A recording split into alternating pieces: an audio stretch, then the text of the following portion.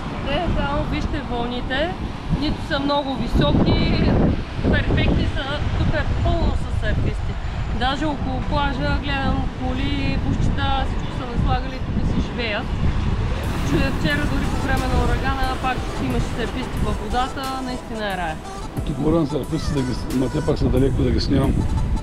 Наистина... Покажеш поне къде са къмпингуват. Ама наистина дамите тук има къде да оплака на токото. Много хубаво е, са на 15 момчета полуголи се разхождаха. О, да, определено серфистките си струваха парите. Харесва ли ти на тебе като цяло? О, да. Но гледката е малко като на пейзаж от Марс.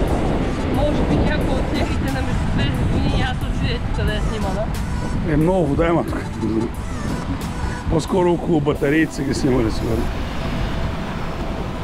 Иначе е много красиво и сега до сега бяха във водата момчета. Ама излязоха, явно вече сме позакъснели с...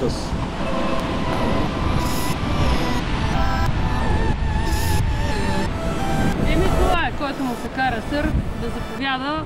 Тия дни ще пробваме да видим, има някакъв фестивал на парчилата, да видим дали ще успеем да го посечем в коя част на острова. Да, той има два варианта, или ще го хванем или няма го хванем. Шефа на отдел туризъм в общината беше изключително любезен и той ни каза, че можем да дойдем да снимаме.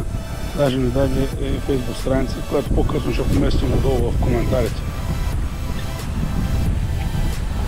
Аз ще се опитам все пак да ги заобиколя тези килеши.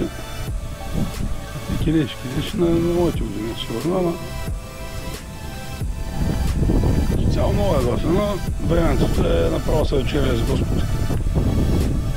Аз в момента за това не се снимам, защото съм съвлякал гол. Смисъл, като казвам гол, нали от кръста нагоре. Макар че като гледам тук и от кръста надолу съвлека, едва някой ще му направи някакво много силно впечатление.